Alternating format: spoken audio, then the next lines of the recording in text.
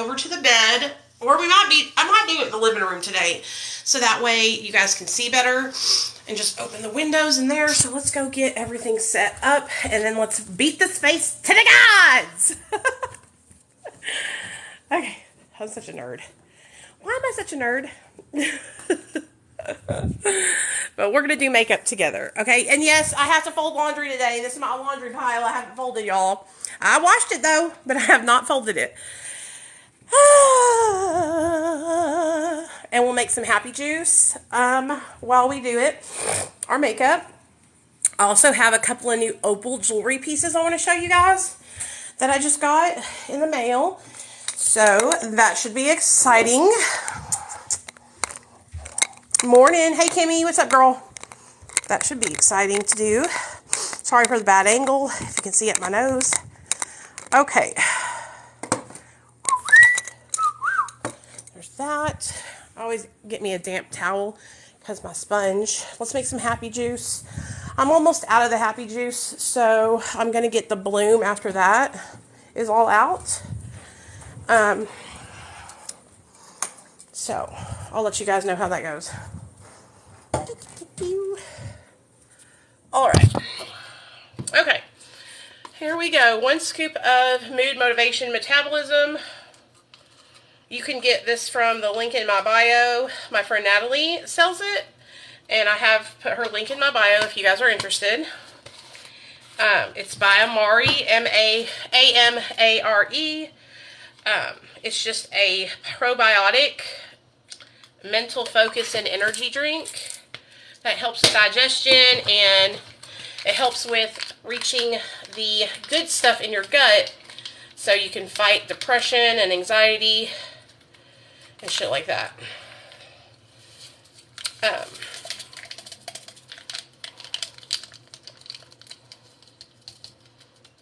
Oh yeah, I know what you mean, Olivia.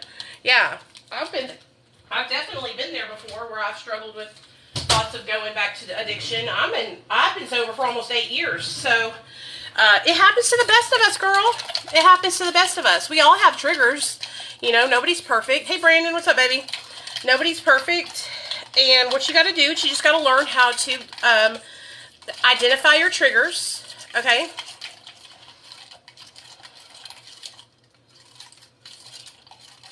What video are you talking about, Kimmy?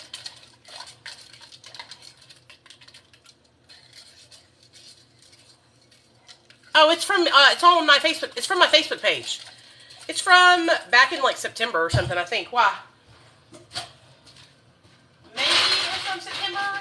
I think maybe a little bit later than that.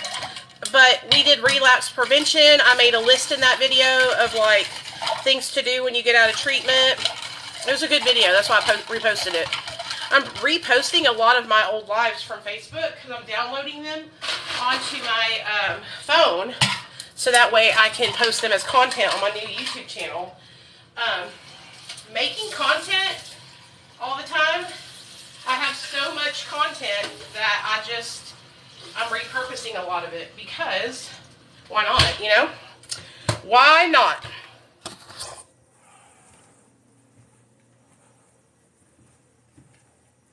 Oh, you've never seen that live probably, because it's probably before a lot of you guys started really, really, really following me.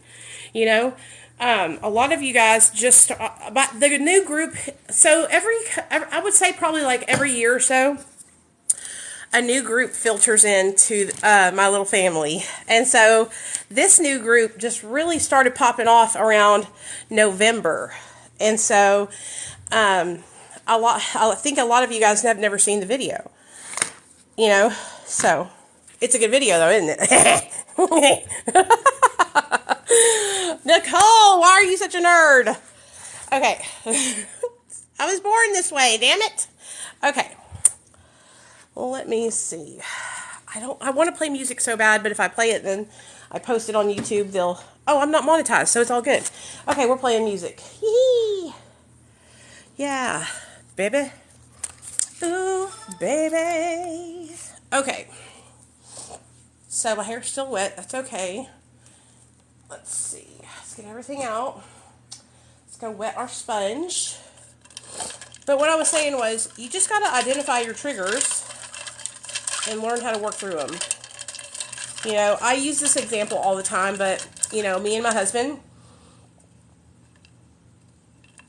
we used to be really triggered by syringes.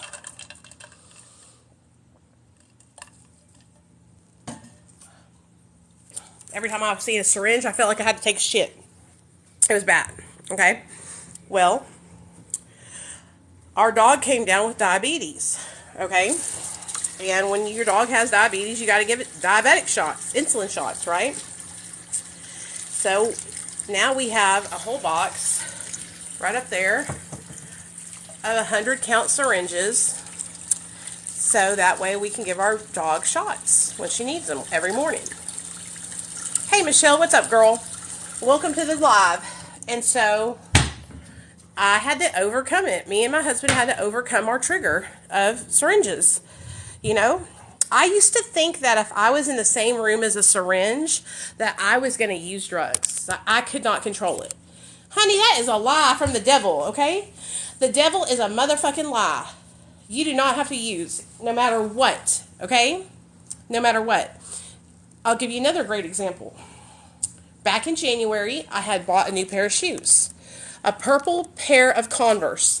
And I bought them secondhand from Poshmark. Okay, they came in the mail. I threw them in the corner of my room, and I didn't fuck with them for like a month.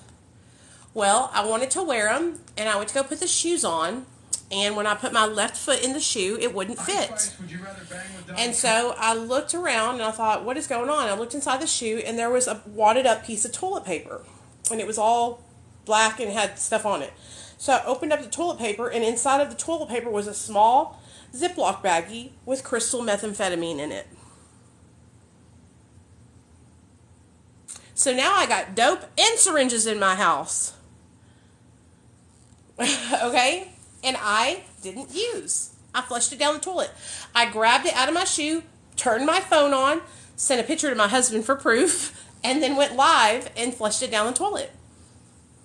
And made a video flushing it with you guys. So that way I could be held accountable. I very well could have fucking shot that shit up. You know what I'm saying? I could have got high as hell. Who knows how old that shit was, though. God damn, that would have been horrible. But what I'm saying is, like, you can overcome anything in your life. You do not have to fall a victim to your triggers. You can overcome your triggers. That's the point I'm trying to make. So, yeah. And see, with Poshmark, the company never puts hands on your stuff. Poshmark, the stuff comes directly from the seller, like a regular person like me, you know? Now, once I brought that up, so many people reached out to me who had the same experience with Poshmark. They got tramadol in their order, like crazy shit, you know?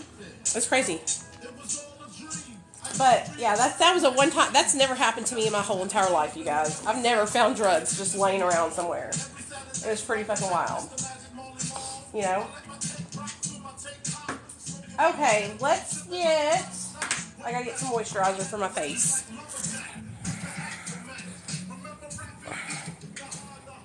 Good job, Michelle. Good job, Marlena. Good job, y'all. That's awesome. That's what it's all about. Getting sober and staying sober, baby. Getting fucked up ain't worth it. It's not like it used to be, you know what I'm saying? I'm just going to keep it real with y'all. Back in the day, you could get high and you wasn't going to die. Now, you can't even touch drugs. You're fucking risking your life. You know? It's crazy. Let me show y'all my new Opal necklace.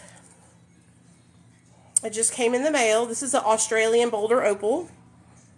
Pretty, huh?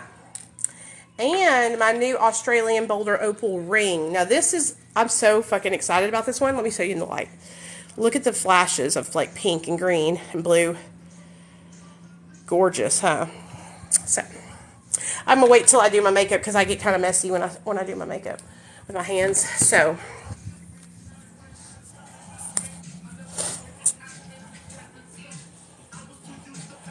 yeah, that's crazy, dude.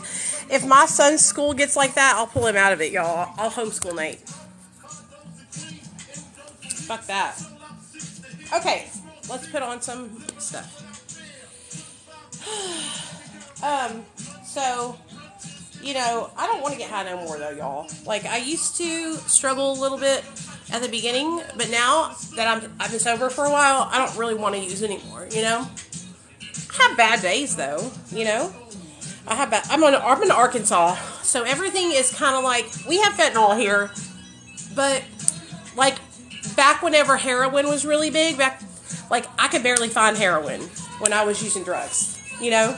Like I had to search for heroin. It was all Roxy's and Dilaudids and shit like that. Let me get my mirror and this new lip gloss too.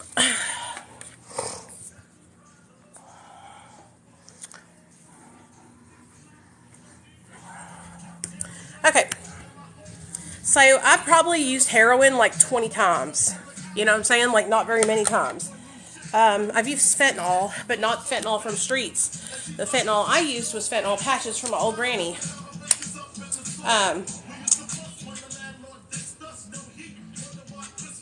I've never used like street fentanyl. I was sober before it came around. This is an awesome lip gloss if you're looking for like an affordable lip gloss. The Clean, Fresh, Yummy lip gloss by CoverGirl. Okay, let's do my regular moisturizer because that first one was Retinol.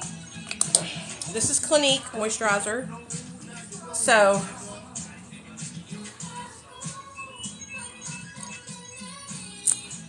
you didn't like the CoverGirl lip gloss? The only thing I don't like about it is the scent. A scent is really strong, but I love the gloss itself. It's good. It don't gather in the corners of my mouth. I hate when that happens. And I'm like a really stuck up lip gloss person, so it has to be perfect for me, you know. This one, the smell is very strong. That's the biggest turn off for me about it.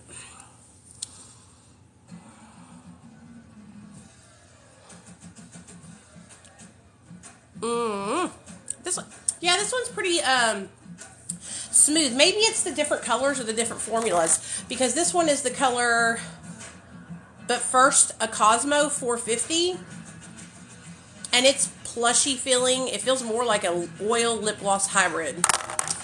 Okay.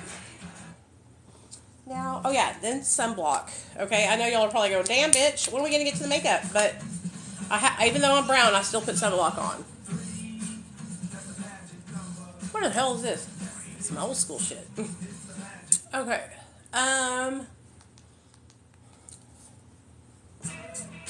Alright, there we go. So, you know, when I got sober, you guys, I had to make recovery my number one priority because I was fighting for custody of my son against CPS. CPS had my son. Okay? And so I had to fight to get my son out of CPS custody. So I feel like, you know, because that was happening in my life, I really didn't have no room for error. Like, I made one mistake at the beginning of my sobriety, and it was when I was in treatment. I was sneaking Xanaxes in treatment center, and they caught me. Once they caught me, it was over. I got right back on track, and I stopped, and I stayed sober ever since that day. That was like 2 weeks into my stay at Oasis, which was the treatment center that I went to. Thank God I had Obamacare, because the state of Arkansas promised to help me find treatment when they took my son, and they didn't help me with a damn thing. I had to do it on my own. CPS was a joke. They didn't do shit for me. I did it all on my own. I found my own treatment center that would take me. I went straight into detox. Took myself, told the CPS worker to drop me off at detox. She didn't even know where to go. I had to tell her, take me to this one right here. I had called every detox in Little Rock until somebody said that they would take me. I had to pay to go in, but they took me. You know? And when I went in there, I said, bitch, I ain't never going back to drugs, because my son deserves his mom. You know, my son deserves having a mother in his life, and he don't have to go through this bullshit. I was fucking so mad at myself. because I knew better than to be getting high. I knew better than to be fucking using drugs while I was pregnant. You know, I was just so fucked up I couldn't stop. I could not stop. I tried to stop many times and I failed. So my little boy saved my life. People get so mad at me when I talk about my son, my addiction when I was pregnant, but I don't think they don't understand. I'm not bragging about using drugs while pregnant, you guys. This is the most shameful thing I've ever done in my life, and I've done some fucked up shit, okay? And that's at the top of the list. I share my story about using drugs while pregnant for other women who are using drugs while pregnant. So those women need to see that there's other women who have been able to get out and get sober and get their children back and be successful. You know what I'm saying? Other women need to know that. And so that's why I share about my pregnancy and addiction. Some dude commented on my video and said that I was lying about my son not having drugs in his system. And I'm like, why the fuck would I lie about that, you dumb motherfuckers? Okay? My son, I was high for 3 days before I gave birth to my son. The night I went into labor, because it was 5 a.m. when I went into labor, I had taken a capsule full of methamphetamine around 10 o'clock that night, and then by 5 a.m., I was in labor with my son. Okay? I had been sitting in the spare bedroom in our old house, Indian style, cross-legged style, excuse me, like this, drawing for like 12 hours, okay? And I was cramping, my belly was hurting, and I stood up, and that's when I felt this really sharp pain in my back. My lower back felt like somebody was taking an ice pick and stabbing me in my lower back. So I walked across the hallway to my mother and father-in-law's room, and I woke them up, and I said, hey, I think that I'm in labor. We need to call Neil, because Neil was at work. So I called my husband, because he was working overnights at Kimberly-Clark. And I said, hey, babe, I'm having the baby, but don't worry. It's not like right now. I'm just letting you know it's starting. You know, like, he's coming, honey. So Neil got home about 8 o'clock in the morning, and we drove up to the hospital, and we got there by 8:30, and I was only 1 centimeter dilated. They took my urine, they did all that kind of stuff, and then I sat there and I said, can I please go home, because I do not want to sit here until I'm 8 centimeters dilated or whatever, right? And so they said, okay, yes, you can go home, and they let me out of their sight. I went home, and for the next, from about 9 o'clock in the morning till 8:30 at night, I was in labor in my own home. I was getting in and out of the bathtub. I was bouncing on this exercise ball. I was doing this thing where I was spreading my legs and going like that. Anything I could do to like help the pain, because it was hurting. I took a methadone pill and a Xanax trying to calm down because I was fucking freaking out. I know. That wasn't a good thing. I shouldn't have done that, but I did. Just being honest, okay? So we got there at 8:30 at night because I told my mom, I said, man, I know this is weird, but you got to look up inside of me and see if you can see the head or something, you know? And my mom looked up there and she was like, I think you need to go to the hospital. And so we went to the hospital, and when I got there and they put me in the stirrups, I was 8.5 centimeters dilated. Bitch! And my belly had dropped really low. It was like in between my legs. And so they said, you better get ready because we're going to give you an epidural or else you ain't going to be able to get one. And I was like, give it to me! So they gave me my epidural. And bitch, when I tell you they gave me that epidural and I was like, we're having a baby. I'm going to be okay. It knocked my ass. I felt great. I was not in any pain at all. None. Okay? And so I'm pushing, we're doing everything, and then they push another thing of fentanyl into my thing, right? Halfway through my labor, they pushed some more in.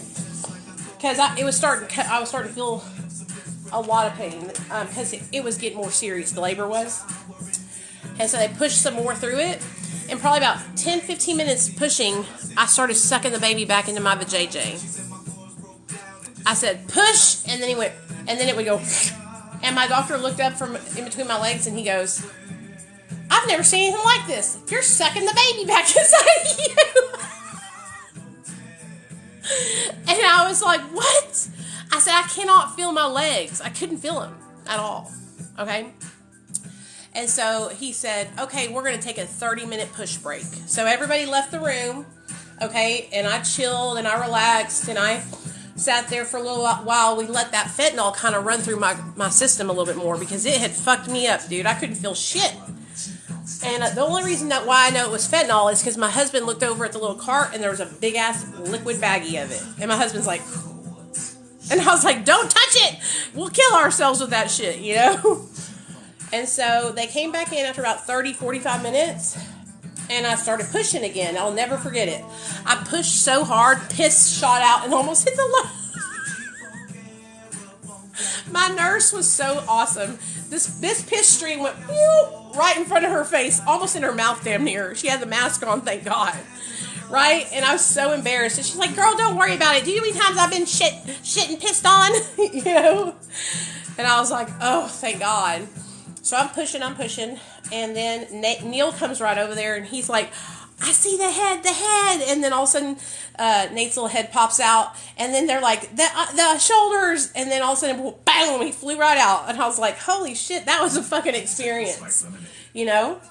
And he flew right out, and next thing I know, I hear him, wee, wee, wee. And they brought him over to me and put him in my arms, and I looked at him, and I was like, oh my God, look at this little butterball. You know? He was perfect, you guys, perfect. He had a perfectly round head. I couldn't believe it. I've always seen kids come out with cone heads, you know? And his head was perfectly shaped. It was amazing. And I was just looking at him like, this baby is so beautiful. And my husband, I have pictures of it where my husband's right there and I'm right there holding the baby, and it's like the one picture I have that I can remember because I don't really have any pictures of my labor or my pregnancy because I was so high all the time. I don't even really have a lot of baby pictures of Nate except for on Facebook because I was so high. So they gave Nathaniel the APGAR scores, right? And they came over and they told me that he's great. He's healthy. The only thing they were concerned about was meconium. I think he had gotten some of it in his mouth or something, poo-poo, his own poo-poo. But it didn't affect him any. They gave him right to me. No, there was no newborn photographer there. This was in 2014, you guys. July 4th was the day my son was born. My son's a July 4th baby. So, a lot of the reasons why I believe that, you know, I didn't get... The reasons why I think I didn't get caught being high when I when I delivered my son was because it was July 4th. It was a holiday. And so a lot of people were there trying to get off their shift and go party and go to the lake. Like where I grew up, Hot Springs, is like in Little Rock. It's like Arkansas is the natural state. Okay, so it's like very much so like barbecue, lake life, boating, all that, right? And so I truly believe that they were just busy trying to get the fuck up out of there, you know? And I took that as a fucking thank you, Jesus, because I feel like God did that. Because let me explain something to you guys. Let me pause this or lower it. If my baby had been taken away from me the day that I gave birth to him, I never would have gotten sober. Because I would have had no bond with my child. God gave me the ability to leave that hospital with my son so I could connect with my baby. So I could raise my baby. Because if I hadn't, I would be dead. God gave me 1 year with that little boy. It was 2 days before his first birthday when he got taken away from me because my friend called CPS on me. Me and my friend had a fight. She was my friend that I shot meth with, smoked crack with, lived with for fucking couple of years, everything. Me and my friend got into a fight. She owed me some money. She didn't want to pay it back to me, so I went and collected it from her old man. He was a cop. I knew he would pay me back, you know? So I went to see her old man, got the money, and she got pissed because I went above her. I went over her head, okay? So she called CPS on me to spite me. Not because she gave a fuck about my kid, not because she was worried, because there was nothing to be worried about with my son. Me and my husband lived with my mother and father-in-law. When my baby was born, my mother and father-in-law locked us. They made sure that we lived there so they could take care of my son if I was out of commission. So there was nothing to worry about with my son. I wasn't allowed to just like leave the house with him and take him to the trap house with me. Like my mother-in-law was on it like white on rice, you guys. Okay? So she would babysit him. She had just retired, so she was home all day, every day. And Al had been retired. So I had Nate's grandparents there with me every day, all day. So I had support, you know. And I stayed sober for 90 days after I gave birth to Nate. I was doing so freaking good, dude. And then I ran into Z at the gas station, my drug dealer. I ran into Z at the gas station, and he gave me a fucking Xanax as a present for giving birth to my son. And that's all it took, honey. When I took that Xanax, I was like, I deserve this. I deserve a break. You know, I deserve a celebration. And that's all it took, and I was back on the needle, you know.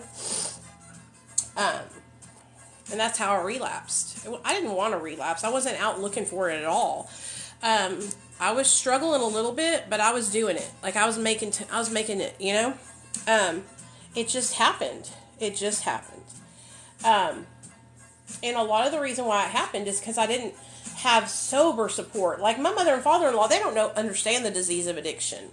They always tried to make excuses for my husband's addiction. You know, they were the complete opposite of my parents. My parents were the kind of parents that kicked me out when they found out I was using drugs. Neil's parents, they didn't kick his ass out. When I met my husband, he was living with his parents, okay, using drugs. Now, he was on methadone, but he was doing other drugs like shooting crack, shooting meth, that kind of thing. You know, so if I had gotten my kid taken away, I wouldn't have gotten sober. You know, and so when Nate finally did get taken away because my best friend betrayed me, CPS came to my home because they were coming to see if my son had been neglected or starved, because that's what she was telling them. She told them that I was starving my son and that he was neglected and I wasn't changing his diapers and that kind of thing, and that I was using.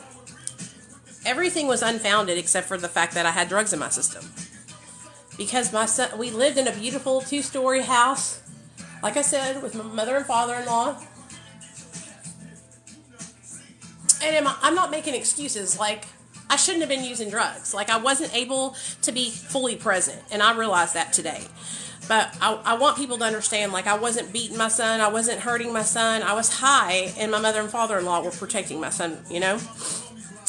So I went into treatment, okay? And I did 30 days in treatment. And then when I got out of treatment, my husband had picked me up, and he had gotten on Suboxone. And I was pissed. I was pissed as hell that he had gotten on Suboxone. I was like, this motherfucker's trying to fucking escape the responsibility of really being sober. That's what I thought in my mind, right? Because I was dumb. I didn't understand medication-assisted treatment. I was very judgmental when it came to Suboxone because I had been raised up in AA, and I had been in and out of AA for over 10 years. Relapsing, getting sober, sponsoring people. I mean, just everything. Okay? Like, I think the longest I ever had sober in AA was 9 months. So, when Neil told me he was on subs, I was mad at him. And I told him, I'm not doing that. That's fucking for the birds, you know? Well, that week after I got out of treatment, I was going to meetings. I had a sponsor. I was doing all the stuff that AA and NA told me to do.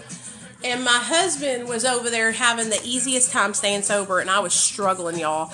I was white-knuckling that bitch like a motherfucker. You know? I was, like, really struggling. Now, I was a career criminal drug addict, okay? Like, I had been doing that 20 fucking years or so, you know? And so, now I'm trying to stay sober for real, and not get my son taken away.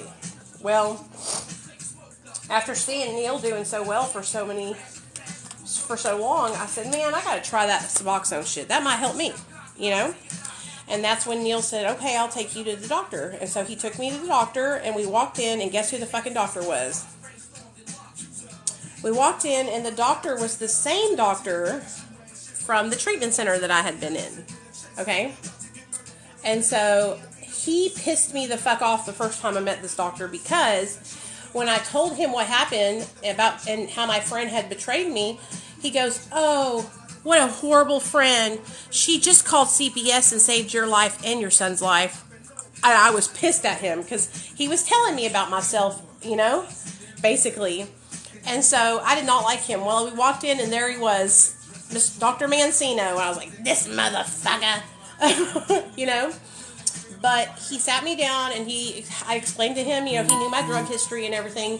And I asked him questions and all that stuff. And he looked at me, he said, "Listen, Nicole, I'm going to tell you straight up. What have you done every single time?" I'm like, "I go to treatment, I go to AA or NA, I have a sponsor, I stay sober for like 6 to 9 months, and then I relapse every single time." And he's like, "Okay, well, let's do something different. Why haven't you tried something different?" And I look, "Doc, I didn't know that there was options. I thought the only way to get sober was AA and NA. I didn't know that I could do another option." And he goes, "Well, you can." And that's when I said, "Okay, hook me up."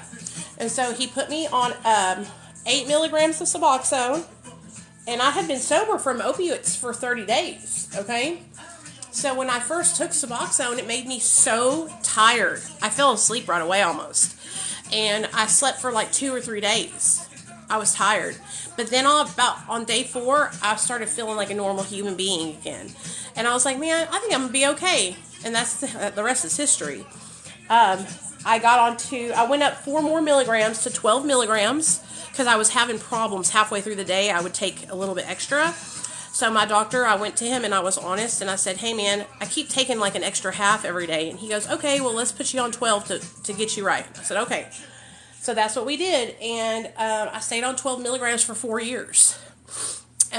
When 4 years hit, I said, "Okay, I'm ready to taper." And so I tapered all the way down to a half of a milligram. And in 2021, I tapered down to 0.25 of a milligram. And then I jumped off in 2021 in January. And I stayed off for like a month, but I was not feeling good at all. I had depression, and really bad depression. And at that time, I was living in my mother and father-in-law's house. They had moved out. My father-in-law had passed away. But I was living in this house that I didn't own. I hated living there. Because my mother-in-law, we paid her rent. She was always bothering me and shit, showing up without being invited, that kind of shit, So I don't like that. I do not like it when people I felt like she was always imposing herself on us, And so I was really depressed living there. So I got back on 1/4 of a milligram, and that's where I've been at ever since. I just stay on that little piece. But my son was only in CPS care for a year. He came back to me at the 10-month mark because we started to have overnight visits. Once I got overnight visits, it was really quick. He started moving back in with us, and then they closed my case. So, yeah, I had no issues. I didn't fail any drug tests. My husband didn't fail any drug tests. CPS did try to say that because we were on Suboxone, we weren't sober and we couldn't have our son back. Bitch, I clowned their motherfucking asses. Okay? I clowned them all the way to downtown and back. I went inside that courtroom. I brought my doctor, my nurse, my fucking counselor, everybody, and we educated their asses on Suboxone. Me and my husband, I think, were probably one of the first couples in CPS to be on MAT and get our kids back. Okay? Here in Arkansas.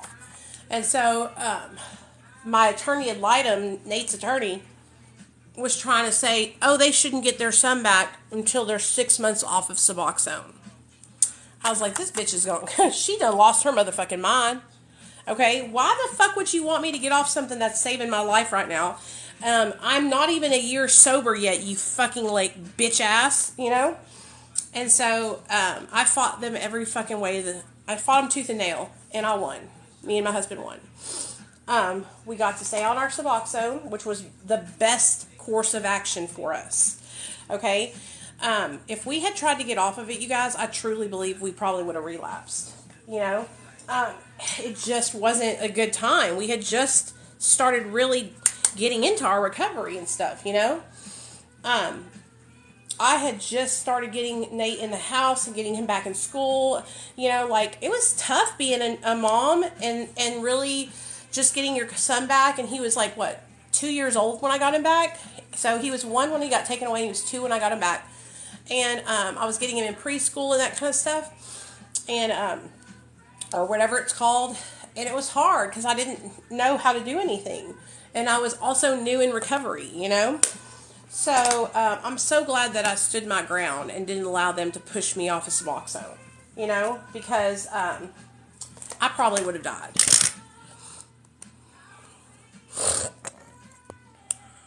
You know, I would not allow them to fucking push me around and tell me.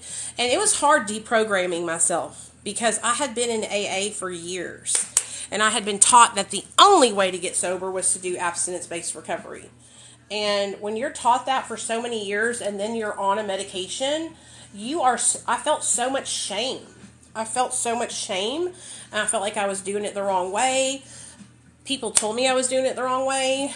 People in AA and NA shunned me. And I'll never forget it. When I celebrated 1 year sober, I asked my sponsor in AA if I could go tell my story. And she was amazing. She supported me being on subs. Because she was somebody I used to use with, okay? She had like 2 or 3 years sober, and when I found her, so she knew, and we used to get high together, so she knew how bad of a drug addict I was, you know?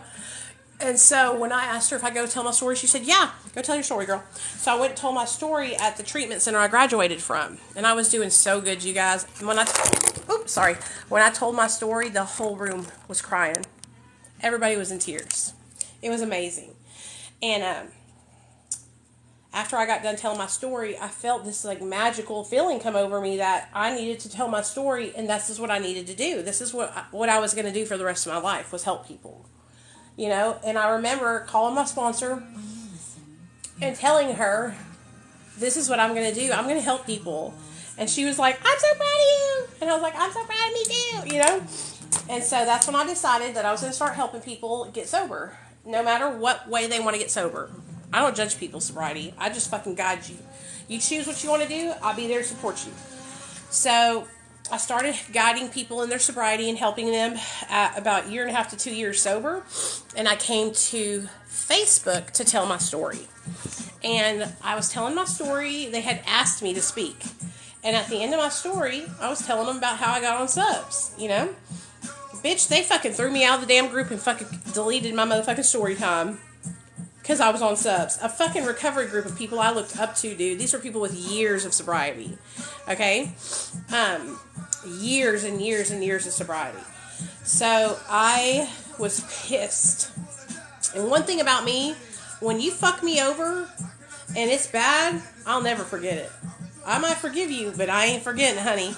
And so I left Facebook and I made a YouTube channel, and the rest is history. I made a YouTube channel, started building my following. Oh, my nose is itching. I'm sorry, I have to do this, y'all. It's like literally itching right there. I started building my following and talking about recovery and helping people. And I just literally, really slowly but surely built a following of people that are like-minded and who believe in supporting people where they're at, no matter what form of recovery they do. And, I worked so hard on my YouTube channel for 5 years. Got it all the way up to almost 30,000 subscribers. And then it got deleted because Jessica Kent. Oh. But that's okay. Because we're starting over. One thing about me is, and that this is something I learned in addiction, is I'm resilient as fuck. Okay? And so my channel got deleted. I built a new one, you know? And so we just hit 400 subscribers last night, you guys, while I was asleep. We just hit 400 subscribers. And I'm so pleased with our growth. We're about to hit 500 any day now. Like, that's how fast it's rolling. I think if I can gain 1,000 subscribers a month, we'll be back to 25K in no time. You know? So, it's not really about getting back to 25K. It's about the people who were there finding me again, because a lot of people lost me. because we would do recovery meeting groups there.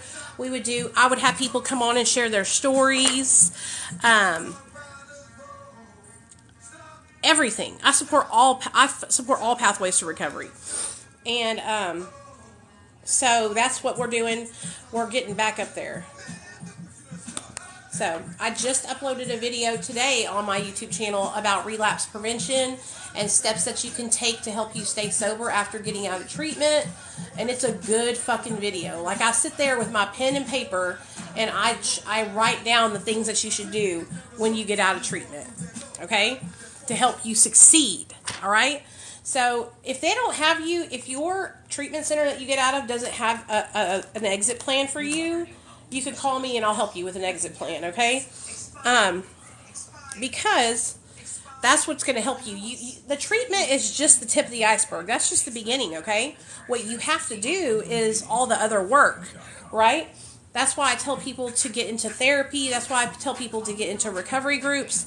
All this, because this is what's going to save your ass, okay? I found what works for me, and I have doubled down on that. And you have to do the same when you're getting sober and staying sober. Okay? Whatever you find, right? Yeah, fuck them rehabs, right? Fuck them rehabs. They don't know. A lot of these places, they only teach people abstinence-only sobriety.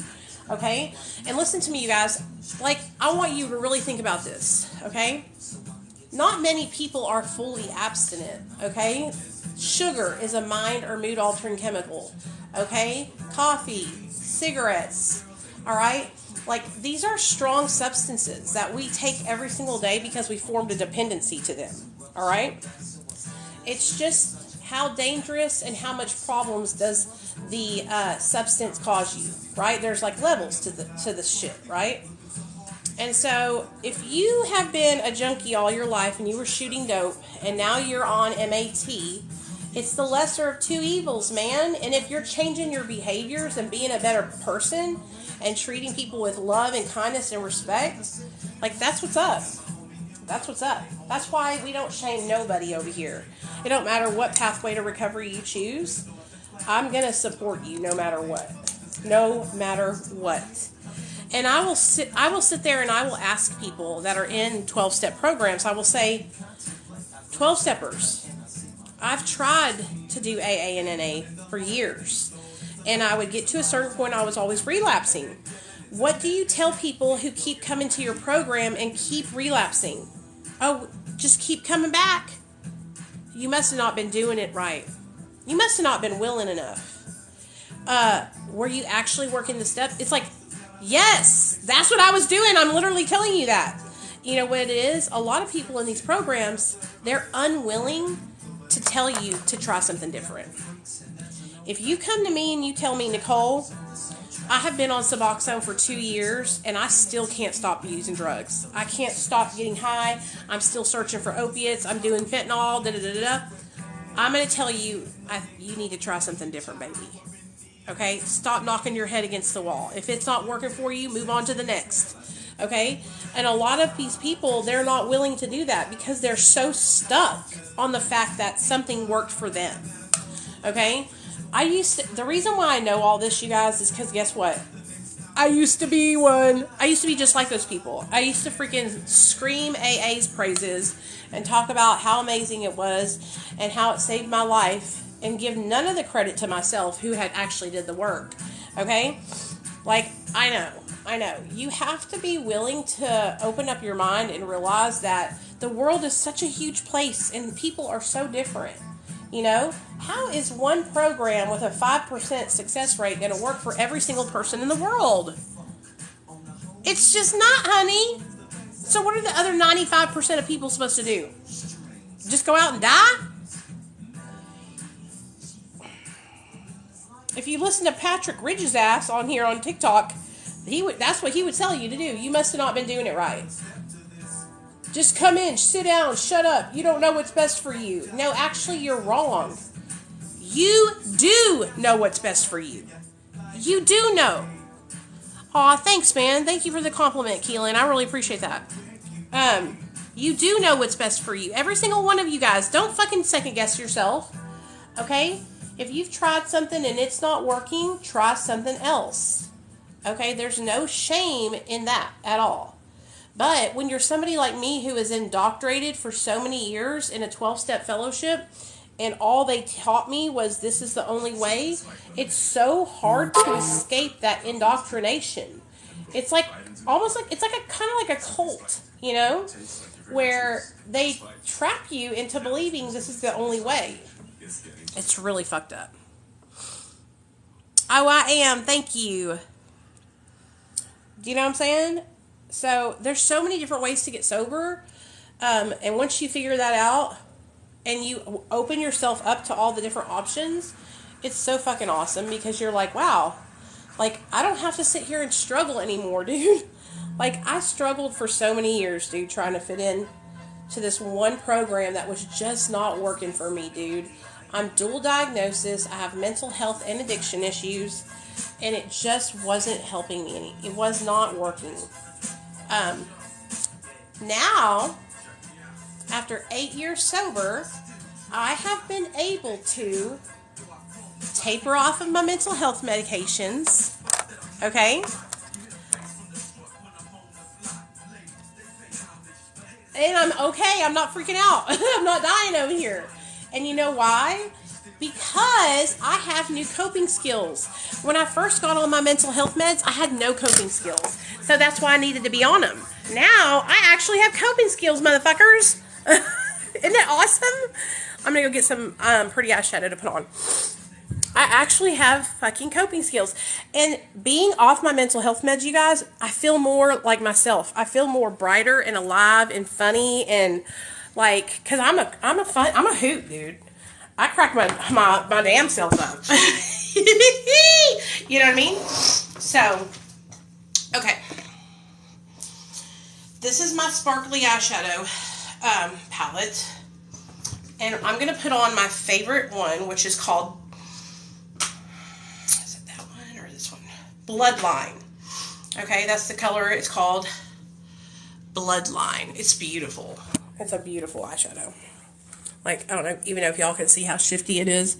But it shifts between, like, orange, gold, pink, and green. And it's just stunning. Stunning. So, yeah.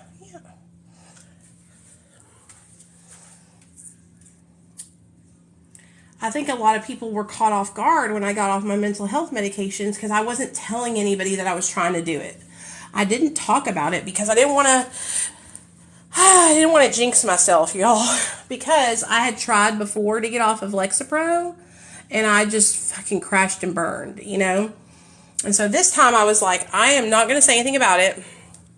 I'm just going to do it. And then we are going to see if it works. And it did.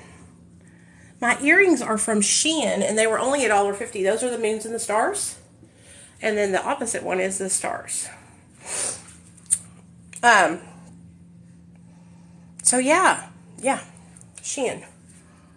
I'm actually about to order a couple of more bathing suits from Shein to mix and match with my ones I just got from them.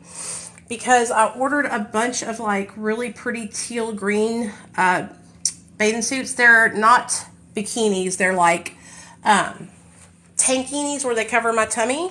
Because I'm not really self-conscious about my stomach being chunky. So, I got some really freaking cute tankinis. Like, really cute, you guys. I'm excited. I'm actually really excited about them. Oh, yeah. Let me get this. I have all these really pretty, like, sparkly shadows. This one's one of them. This is from Makeup Forever. And it's just like a really sparkly, peachy top coat. So I'm going to put this on here too. I might even use this as like a highlighter. You know? So, pew, pew, pew, pew, pew, pew, pew, pew, pew. Yeah, that's how I started helping people though, is I told my story and I cried and I was so inspired hearing everybody give me feedback about my story, helping them, that made me want to help more people, you know? And so That's why I think I get really upset with some people too here on social media who I see who are just like, they don't give a fuck about helping people. What they care about is being noticed and being praised for doing it, you know? And that shit is for the birds. That pisses me off. And I see that a lot, especially here on TikTok. Like, they're not in it for the right reasons. They're in it for attention, you know? This is like people's lives that we are trying to help save, you know? So, just, it's very discouraging sometimes. Okay, let's wipe my hands off.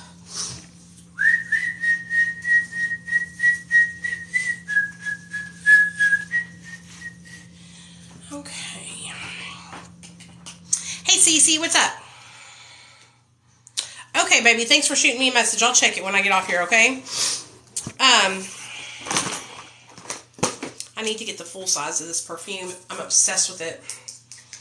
It's the Pistachio Gelato by Kaoli, which is Huda Beauty's brand. When I tell you guys, that shit smells like so good. It smells so good. I hope y'all enjoyed hearing a little bit about my story. If you have any questions, we can talk now. I'll be quiet and answer questions, okay? Okay. Let's get some eyeliners.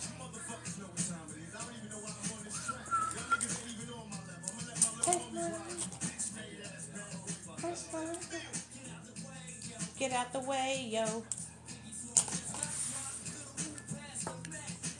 Hey, Carrie. What's up, girl? Carrie's story's over on my YouTube channel if y'all didn't get to hear it. And it's on my Facebook page, too.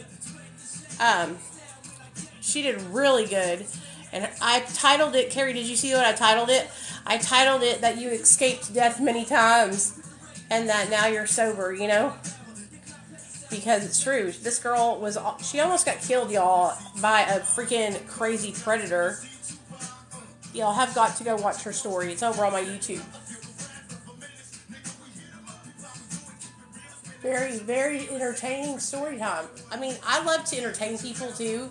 So when I'm telling my story, I like to, you know, I want you guys to laugh. I want you guys to cry, all that kind of stuff. And that's how Carrie's story was. I was laughing. I was crying. It was very good. She did a very good job. You should start a YouTube channel, girl, because you did a good job telling your story. I'm a talent scout for people who are doing that kind of stuff, and you did very well, very good.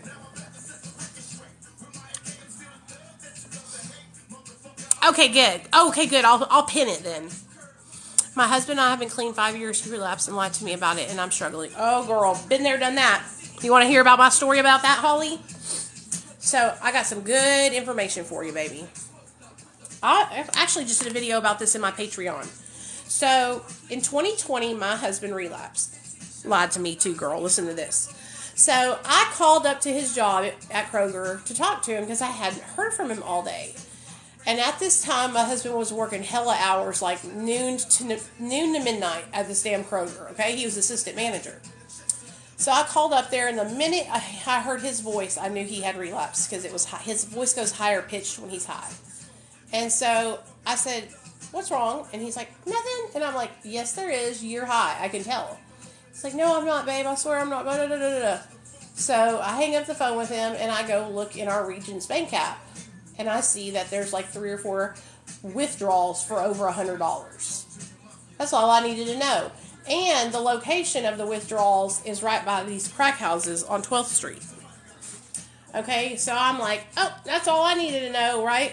I move all of our money from our account into the savings account. Okay? I don't motherfucking play. And so I moved everything over to savings so he couldn't blow no more of the damn money. And I wait till he gets home and I see that he's obviously using. He had been taking Xanax and smoking crack. And so he did this, girl, for months. Okay? For months. He would sober up for a couple days, then come home one night and be out of his mind. And I was trying everything I could to save him. Okay? I was moving money over. I was taking his car keys. I was calling his job and calling in for him so he wouldn't go in fucked up. I was doing all these things to save him from his consequences. And then one of my friends told me, bitch, you're enabling him. And I was like, what? And she was like, you're enabling him to not experience the consequences of his actions. Oh, when she told me that, I was pissed as hell. I said, this bitch done lost her mind. What does she mean I'm enabling him? I'm making sure he don't die, right? Well, she was right. She was right. I was enabling him, okay?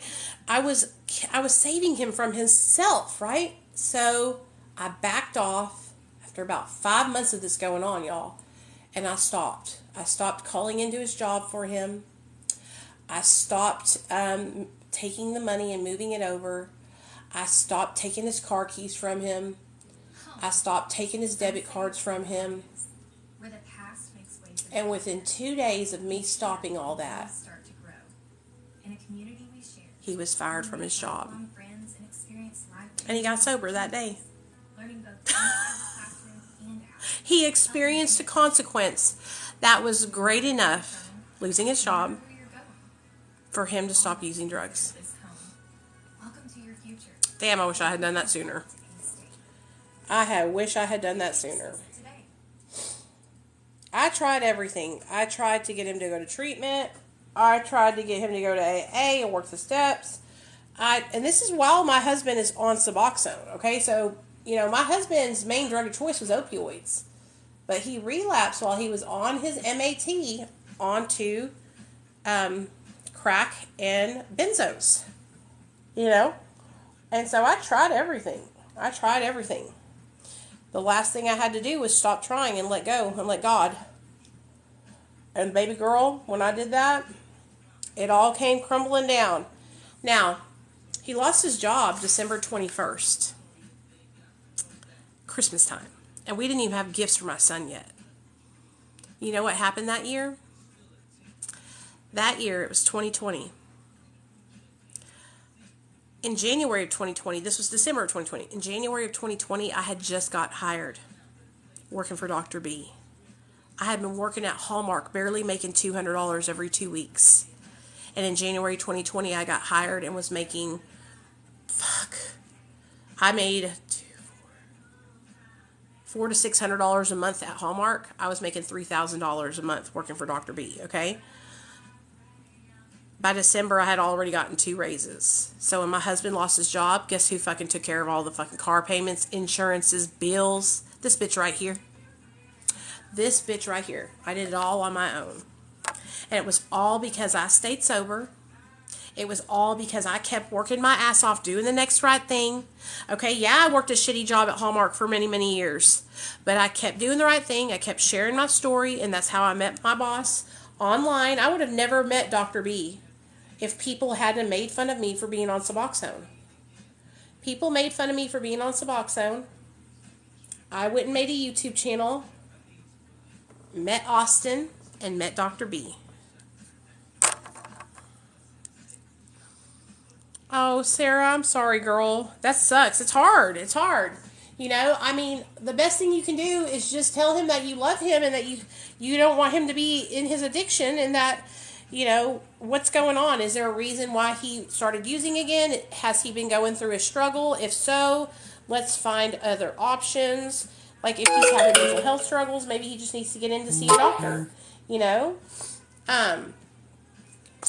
That kind of thing. And you guys, Neil was still living with me at this time when all this stuff happened. I made it to where he had to, if he was using, he could not come home until Nate was asleep. Because I didn't want Nate to see my husband high. Okay? This, like I said, this is years ago, 2020. I didn't want Nate to see his daddy like that.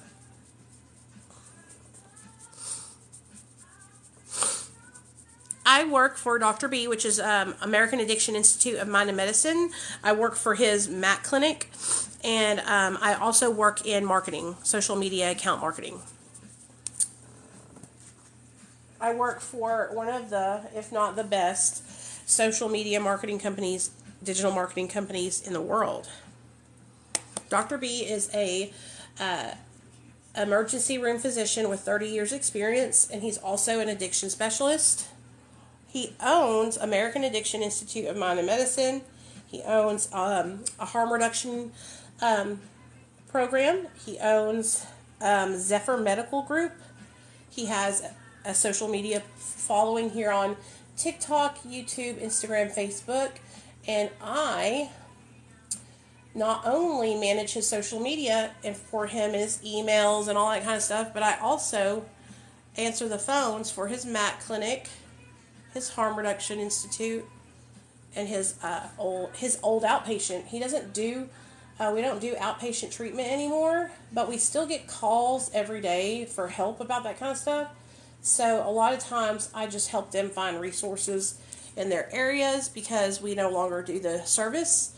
But we don't want to just disconnect the number and then people not have a way to get connected with services. So I help people find services that are in their area and that kind of thing. And then I also do account management and social media. Oh, Holly, I'm so sorry. I'm sorry that yes, I'm on MAT. I'm so sorry your license got suspended, but you'll get it back, okay? Just keep on working hard at it. Keep doing the right thing. And I got my job working in recovery with the job that I have, and I'm on Suboxone. That was one of the things that people told me I would never be able to do. People who made fun of me for being on Suboxone in 2015, 2016, 2017, 2018 told me, you'll never have a job working in recovery. You'll never be able to help people and because you're on subs. Well, that's the devil's a lie. The devil's a lie. So a lot of what I do for the Zephyr clinic, the MAT clinic, is we have people that call and they get on Suboxone, right? They come to the doctor's office, they see Dr. B, and he gets them their prescription, and then he gives them my phone number, and let's say that they're still high when they come to see him, and they're going to start their withdrawal at home. Then they call me, and I am their support system through their withdrawal. Dr. B is right there, or Alexis, and they give us instruction on exactly what to do, and I just cheer them on and help them through the process, so that way they don't put themselves in precipitated withdrawal.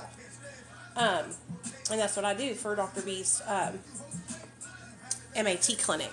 As far as his social media, I answer emails, I post all his videos, I give him video ideas. Like, I do a lot for social media. That's where I do the most work, I feel like, is with his social media, because I have to answer messages and stuff like that for him a lot, and emails of people wanting to do coaching calls and set up appointments. I have a lot of jobs, a lot of hats that I do, and I'll probably be working with Dr. B for the rest of my life until he retires, because he is just like a dad to me now, and he trusts me, and I trust him, and I believe in his treatment 100%. I would send my husband there. When my husband relapsed and he needed help, I put him on the phone with Dr. B to talk to him, and Dr. B, of course, was just like I am. He was not pushy or trying to get Neil to fly out there and like that. We just tried to support my husband where he was at, I didn't want to push Neil away to make him leave and want to go get high and never come back, but I also didn't want to sit there and continue doing what I was doing, especially once I realized I was hurting him because I was not holding him accountable, so my boss is everything, and he's the most amazing doctor I've ever met my whole entire life. Honestly, I get emotional about it because whenever people would tell me that I would never be able to help people because I was on MAT, it broke my heart because that's all I wanted to do was help people. And then Dr. B came around and told me that he had never met anybody as insightful and as passionate about helping other people, and really just helped me with my self-confidence, taught me so much about Suboxone and how to help people that are coming off of opioids, and really, really spent time with me, training me, and putting time and effort into me, as a person. And so I look up to him so much. He saved me. He helps give me confidence in myself. So, I'm over here getting all emotional, honey. But it's the truth. It's the truth. He really has helped me with my life. And I wouldn't be able to be here today if it wasn't for Dr. B. That's why when people say stuff like calling me a body broker or saying Dr. B only cares about putting people on Suboxone, like, I will fight people over that shit. Don't talk about my boss like that, because it is not true. You know, I've seen him, you know, pay for people's treatment because they couldn't afford it. You know, I have seen him do so many things that a normal doctor would never do, you know. And so when people come for Dr. B, they're coming for me. You know, my loyalty is with him and Austin, my other boss. You know what I'm saying? And yeah, many doctors do only care about getting you hooked on medications and stuff like that. But Dr. B is definitely not one of them. Definitely not one of them. And what really won me over with him was when I knew about his dad passing away from addiction. And that's when I realized that he really was helping people because he cares. You know? That's when I realized that I was in the right place with the right person, working for the right people. Because I had him come on my channel and we did an interview together. And I couldn't help, I was always wondering, why did he care about helping drug addicts so much, you know? He mentions me in all of his videos.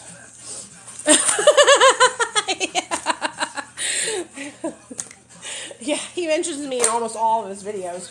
Because I'm his right-hand woman. That's exactly what I have to do right now, is send him a bunch of video topics for this week so he can make some TikTok videos. But he really has, he put his neck out there for me, you know? It's all linked in my bio, all of it. I got my new YouTube my new YouTube channel up there and everything. We're about to hit 500 subscribers on my new YouTube channel already, you guys. Can you believe that? I've been working my ass off. Every video that Dr. B makes, if it's a video, especially if it's a live stream video, he always says, "Hey, Nicole's in the comment section. You know, da-da-da-da-da. If you need her, reach out to her." If it's pre-recorded, and he'll tell people, you know, call the 1-800 number. Nicole answers it. He's a good man, though. Like I said, he's just a good person.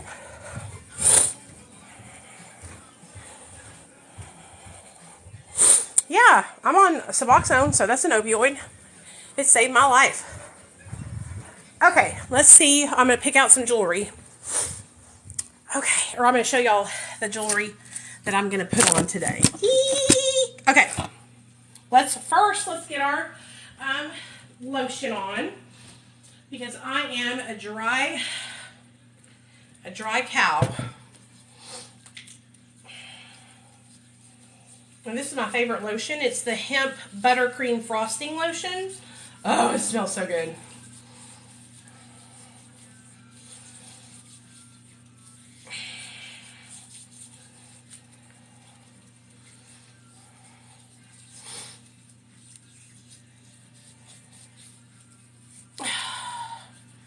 Oh yeah, some people got upset with me about my video that I stitched of that one girl.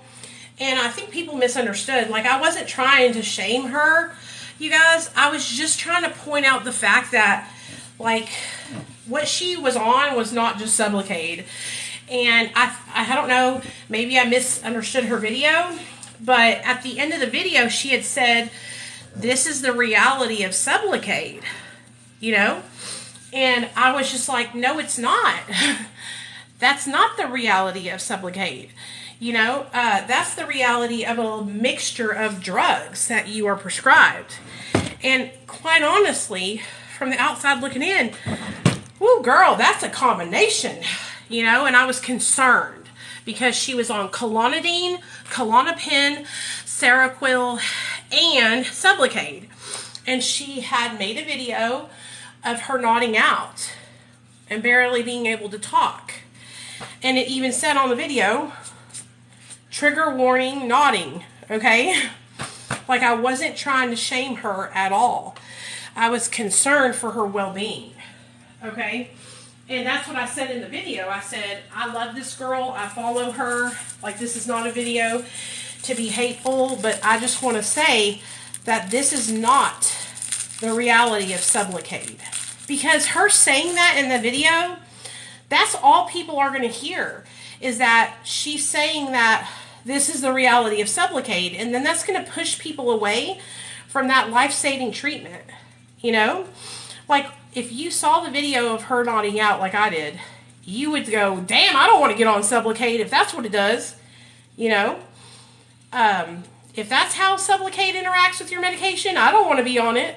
You know what I'm saying? That's what I was more concerned about, was people seeing that video and thinking this is the reality of Sublocade. Because that is what she said in her video. She said, I take a lot of sleeping medications.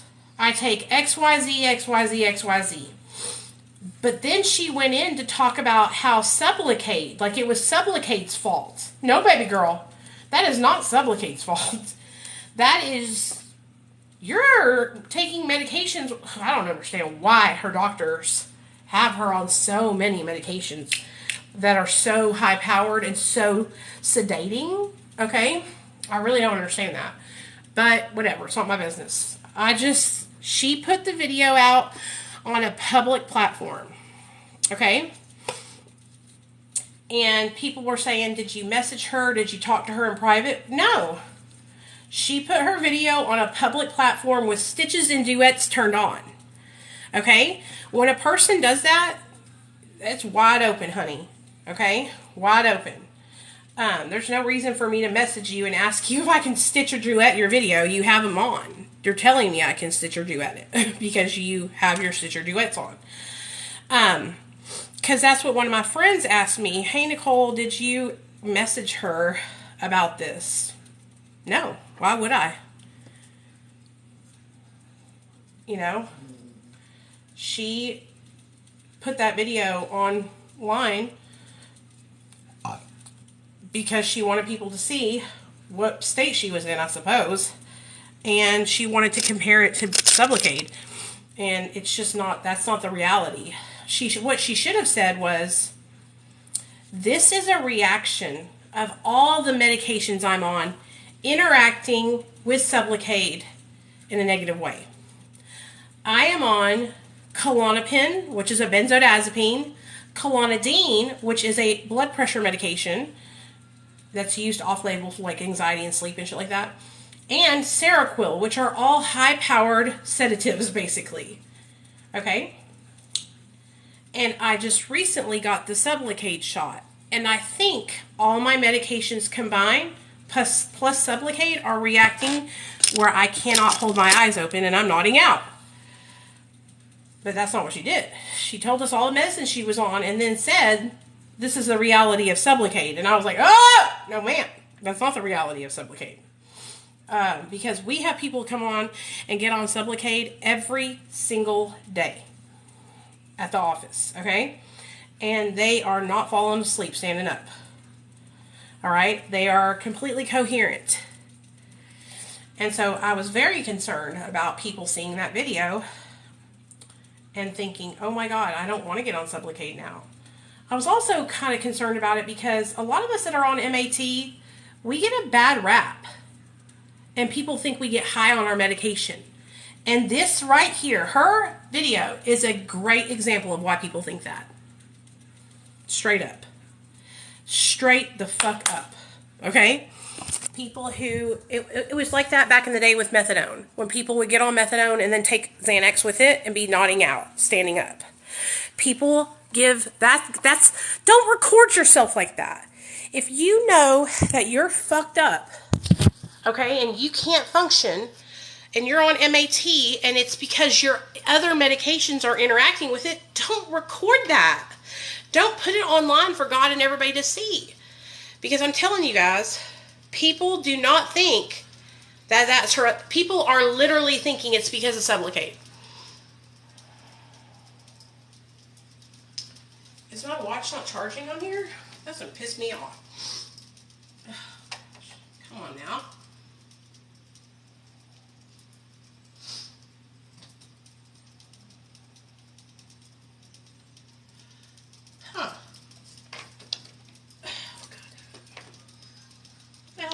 here?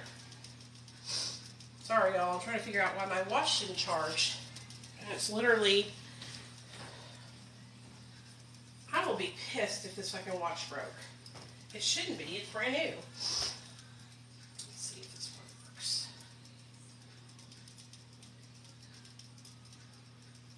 What is going on here with my brand new watch? What the fuck bullshit is this? We'll see. I'll let it sit for a second. I don't know what's going on, but it's not turning on. That's gonna piss me off. Okay, sorry about that. Yeah, I'm on too low of a dose. They won't let me get on Sublocade. I tried already. It sucks. Because I wanted to get on Sublocade, but yeah, because I'm on too low of a dose, they won't let me. So this is a finished makeup look. What do y'all think? I seen you come in, Ryan. Hey, baby. Okay, so this is a finished makeup look, and then this is my opal necklaces. Look. Woo! Beautiful! And then my new opal ring. Love it. Love it. Love it. Okay. So I got to get off here and do my work, y'all. I got to post for a couple people and stuff.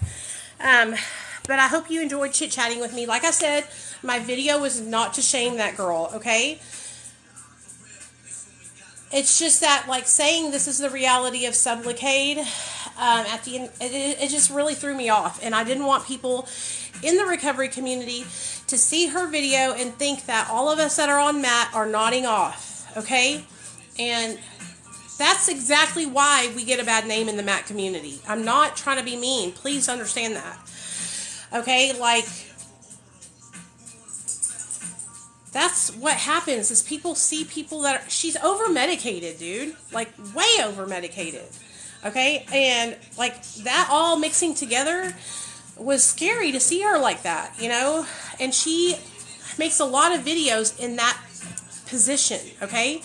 I made a video, stitching a girl's video the other day, and she was nodding out, talking about the reality of Sublocade. And she is on a bunch of other medications that were interacting with it, I suppose. And people were kind of upset that I made the video, and I was just trying to bring to light that my video was in no way to shame her, okay? My video was saying, hey, here, I'll show you all the video. The video got over 10,000 views because in the video she is so, it's bad, okay? I'm totally gonna get dragged for this, but I love you, girl, but this is not the reality of Sublocade. This is the reality of Sublocade plus a lot of Seroquel, you said out of your own mouth, Klonopin, and whatever other medications that you're taking also. We have people come and get on the Sublocade shot, and they have no issues with being like this. Do you see? It's like a combination of medications. I was trying so hard to be nice, okay? With each other. Please be careful. Please be careful, because in the first clip, that looked pretty fucking dangerous. That looked like some shit I would do when I was in active addiction. That looked like some shit I would do when I was in active addiction. Because Sarah, I love Sarah, but she came and commented and said, you said that it's like she's in active addiction. No, ma'am. I said what she looked like was like what I looked like when I was in active addiction. Okay? And so putting that video online and saying the reality of Sublocade is like, are you kidding me, dude? No. That is the reality of a lot of medications, okay? And so we get such a bad rap in the MAT community, and we get told that we are getting high on our medications, okay? And that's fucked up. We're not. And so, oh God, I just feel like a lot of her videos, and I follow her, so I know this. I watch her videos. In a lot of her videos, she slurs her speech. She's very over-medicated, okay? And she shows you all the medications she's on. It's really alarming, to say the least, you guys, okay? On here, her name is, I'll show you her account. And I can find several videos on her account where she is looking like that, okay? So, Asobah Shit Show. ASOBAH Shit Show. Asobah Shit Show. Okay, so like, I'm not just pointing this out because I'm trying to be hateful or mean, because I'm not. I really do want to support her, but I can't sit there and just sit back and be like, this is healthy and safe, because it's not. It's scary. And she's on a lot of medications, and I'm concerned for her. I wonder what her doctor would say if he saw that video. If, would they be concerned, because that was very scary to me, and it was very triggering. Yes, she said trigger warning at the beginning of the video, and I chose to watch it, so it's my responsibility. Okay, I know that. But that video was very much so exactly how I was whenever I was fucked up in my active addiction. Okay, because I would take multiple drugs all at the same time and just be like,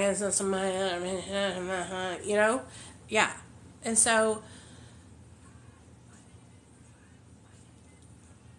this is why people they say that we're getting high on our MAT.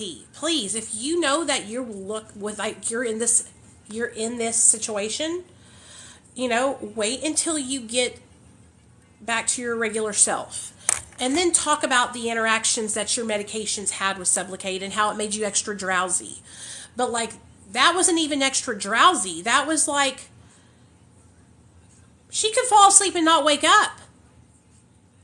And that's what my concern is with her putting that on the internet for millions of people to see. You know what I'm saying?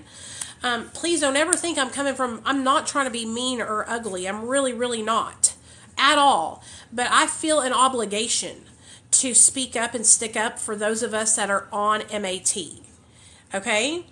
I have an obligation to do that. And when I see people that are doing things that are dangerous and can spread misinformation about Suboxone or Sublocade, like, I'm going to say something about it. Okay? You talk to your doctor and you let them know all the medications you're on. When you start your Sublocade shot, you can sit there in the office with them. You can sit there all day long so they can monitor you. I feel like what she should have done is she should have sat at the doctor's office and taken her medications, had somebody pick her up later on so they could see how these medications would interact together with her Sublocade shot. And that's what I was worried about. If I was being ugly and mean, y'all would know. Yeah, I'm pretty sure this was her very first shot.